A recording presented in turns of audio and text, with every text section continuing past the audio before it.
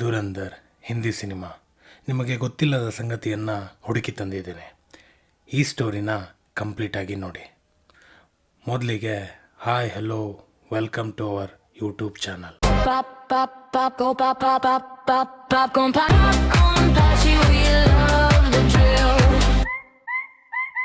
ಮೊದಲಿಗೆ ಧುರಂಧರ್ ಮೂವಿ ಹಿಂದಿ ಸಿನಿಮಾವಾಗಿದ್ದು ಒಂದು spy action thriller cinema ಆಗಿದೆ.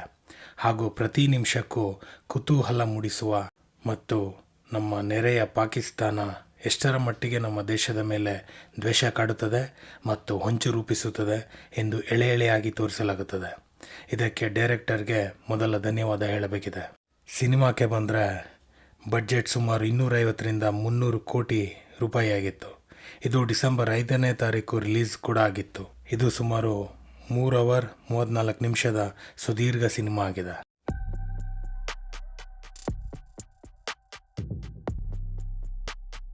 ಈ ಸಿನಿಮಾದ ಡೈರೆಕ್ಟರ್ ಆದಿತ್ಯದಾರ್. ಹೌದು, 2019ರಲ್ಲಿ ಊರಿ ದಿ ಸರ್ಜಿಕಲ್ ಸ್ಟ್ರೈಕನ್ನು ಸಿನಿಮಾ ಮಾಡಿ ದೇಶದ ಅಲ್ಲದೆ ಹೊರದೇಶದಲ್ಲೂ ಕೂಡ ಮನೆ ಮಾತಾಗಿದ್ದರು. 2016ರಲ್ಲಿ ನಡೆದ ಊರಿ ಸರ್ಜಿಕಲ್ ಸ್ಟ್ರೈಕ್ ನಿಜವಾದ ಅವತರಣಿಕೆ ಆಗಿತ್ತು. ಈಗ ಧುರಂಧರ್ ಸಿನಿಮಾ ಮೂಲಕ ಮತ್ತೊಂದು ನಿಜವಾದ ಸ್ಟೋರಿನ ತೆರೆ ಮೇಲೆ ತಂದಿದ್ದಾರೆ ಅನ್ನೋದು ಸುಳ್ಳಲ್ಲ. 26/11ನ ಘಟನೆ ಮತ್ತು ಅಲ್ಲದೆ ನಡೆದ ಸಂಭಾಷಣೆ ಕೇಳಿ ಯಾವ ಭಾರತೀಯನಿಗೂ ರಕ್ತ ಕುದಿಯೋದು ನಿಲ್ಲಿಸಲಿಕ್ಕಿಲ್ಲ.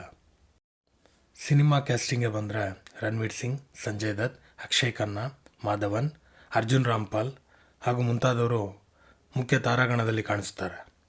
ಅದರಲ್ಲೂ ತುಂಬ ಟ್ರೆಂಡಲ್ಲಿರೋದು ಅಂದರೆ ಅಕ್ಷಯ್ ಖನ್ನಾ ಅವರ ಟೆರರ್ ಆ್ಯಕ್ಟಿಂಗ್ ಮತ್ತು ಅವರ ಸೈಲೆಂಟ್ ಕದರ್ ಲುಕ್, ಹಾಗೆ ಅವರ ಡ್ಯಾನ್ಸ್.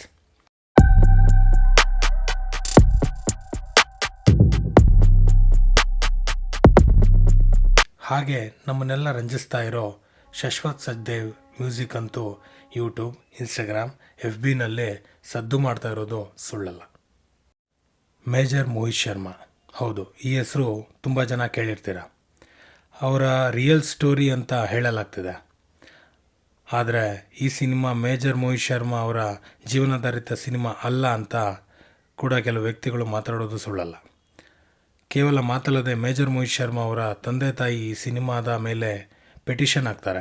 ಅದೇನೆಂದರೆ, ಸಿನಿಮಾ ವಿರುದ್ಧ ಪ್ರಕರಣ ಹೀಗಿತ್ತು, ನೈಜ ಘಟನೆಗಳಿಂದ ಪ್ರೇರಿತವಾಗಿ ಮತ್ತು ತಮ್ಮ ಮಗನ ಜೀವನ, ವ್ಯಕ್ತಿತ್ವ ಮತ್ತು ಇಂಡಿಯನ್ ಸ್ಪೈನ ಕಾರ್ಯಾಚರಣೆಗಳನ್ನು ಒಪ್ಪಿಗೆ ಇಲ್ಲದೆ ಬಳಸಿಕೊಂಡಿದ್ದಾರೆ. ಇದು ರಾಷ್ಟ್ರೀಯ ಭದ್ರತೆಯನ್ನು ಅಪಾಯಕ್ಕೆ ಸಿಲುಕಿಸಿದೆ.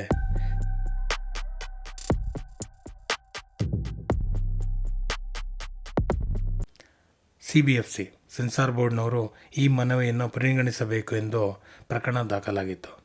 ಸಿನಿಮಾದ ಪ್ರೊಡ್ಯೂಸರ್ ಇದು ಮೇಜರ್ ಮೋಹಿತ್ ಶರ್ಮಾ ಜೀವನ ಆಧಾರಿತ ಚಿತ್ರ ಅಲ್ಲ ಅಂತ ಹೇಳಿದ್ದಾರೆ ಮತ್ತು ಯಾವುದೇ ರೀತಿಯ ಡೈರೆಕ್ಟ್ ಕನೆಕ್ಷನ್ ಇಲ್ಲದ ಕಾರಣ ಪ್ರಕರಣ ವಜಾ ಆಗಿತ್ತು. ಒಂದು ಮಾತಲ್ಲಿ ಹೇಳೋದಾದರೆ, ನಮ್ಮ ದೇಶದ ಸ್ಪೈಗಳು ಪಾಕಿಸ್ತಾನಕ್ಕೆ ಹೋಗಿ ಅಲ್ಲಿನ ಜನರ ಜೊತೆ ಬೆರೆತು ಯಾವುದೇ ಸುಳಿವು ನೀಡದೆ ಅಲ್ಲಿನ ರಹಸ್ಯಗಳನ್ನು ಹೇಗೆ ರವಾನಿಸುತ್ತಾರೆ ಮತ್ತು ಅಲ್ಲಿನ ಮದ್ದುಗುಂಡುಗಳು, ಬಂದೂಕುಗಳ ಫ್ಯಾಕ್ಟರಿಗಳು ಹೇಗೆ ಕೆಲಸ ಮಾಡುತ್ತವೆ, ಫೇಕ್ ನೋಟ್ಸ್ ಎಲ್ಲವೂ ಪಾಕಿಸ್ತಾನದಿಂದ ನಮ್ಮ ದೇಶಕ್ಕೆ ಹೇಗೆಲ್ಲ ರವಾನೆ ಆಗುತ್ತೆ, ಹೇಗೆ ಉಗ್ರ ಚಟುವಟಿಕೆಗಳು ಶುರುವಾಗುತ್ತವೆ, ಉಗ್ರರಿಗೆ ಬೇರೆ ದೇಶಗಳ ಫಂಡಿಂಗ್ಗಳು ಹೇಗೆ ಬರುತ್ತವೆ, ಹೀಗೆ ಪ್ರತಿ ನಿಖರವಾಗಿ ಎಳೆಯಾಗಿ ಡೈರೆಕ್ಟರ್ ಆದಿತ್ಯದಾರ್ ತೋರಿಸಿರುವುದು ಮಾತ್ರ ಕಲ್ಪನೆಗೂ ಮೀರಿದ್ದಾಗಿದೆ.